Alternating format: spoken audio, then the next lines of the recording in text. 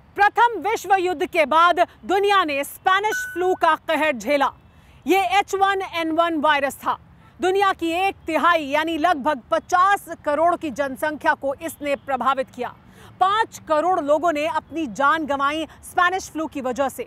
इसके बाद इबोला को दुनिया का सबसे खतरनाक वायरस माना जाता है, क्योंकि इसका अब तक इलाज या वैक्सीन नहीं मिल पाई है। इसके अलावा दुनिया ने HIV, हेपेटाइटिस, मीजल्स जैसे न जाने कितने घातक और विनाशक वायरसों का कहर झेला है। लेकिन कोरोना इन सब से अलग है। कैसे कोरोना का DNA सबसे विनाशक और घातक है, देखिए टेली सीरीज के इस एपिसोड में। घात, सेंटर ऑफ डिजास्टर।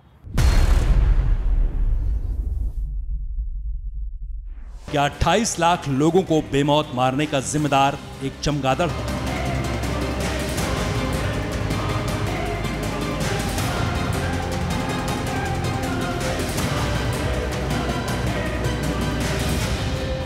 क्या 13 करोड़ लोगों के जिस्म में कोरोना का वायरस एक पेंगोलिन की वजह से?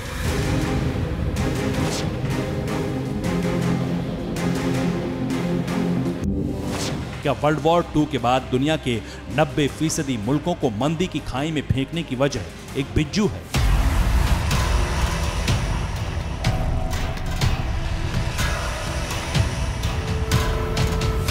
इन सवालों के जवाब दुनिया तलाश रही थी कि WHO ने एक और जानवर को कोरोना का संभावित जनक बता दिया, मिंग।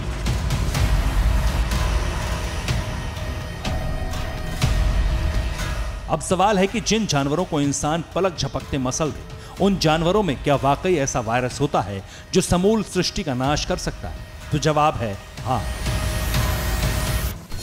एक रिपोर्ट के मुताबिक दुनिया में 3.25 लाख तरह के वायरस की पहचान हो चुकी है, जिनमें से कई तो इतने घातक हैं कि हमारी जान ले सकते हैं। कुछ का इलाज इंसानों ने खोज लिया है, तो कुछ के लिए दशकों से जंग जारी है। अब सवाल है कि कोरोना बला क्या है? एक वायरस कैसे हट्टे कट्टे इंसान की भी जान ले लेता है? आइए जरा इसे समझते हैं।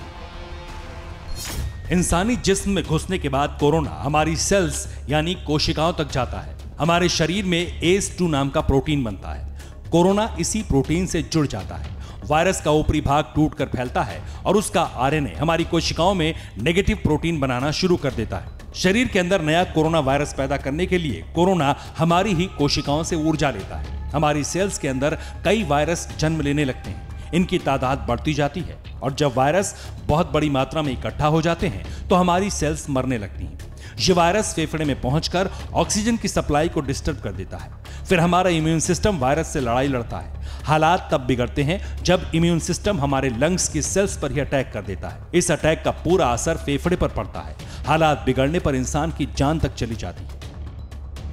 अब सवाल है कि क्या कोरोना वायरस दुनिया से कभी खत्म होगा या फिर ऐसे ही इंसानों की जान लेता रहेगा? इस सवाल पर दुनिया भर के डॉक्टर्स और वैज्ञानिकों की अलग अलग राय है। लेकिन एक बात पर बहुत से साइंटिस्ट रजामंद हैं कि आने वाले सालों में कोरोना की गिनती उन वायरस की लिस्ट में होगी जिनके साथ ही इंसानों को जीना पड़ेगा। कुल मिलाकर कहें तो वैज्ञानिकों को उम्मीद है कि वक्त के साथ इंसान की प्रतिरोधक क्षमता कोरोना का तोड़ निकाल लेगी। लेकिन जिस तेजी से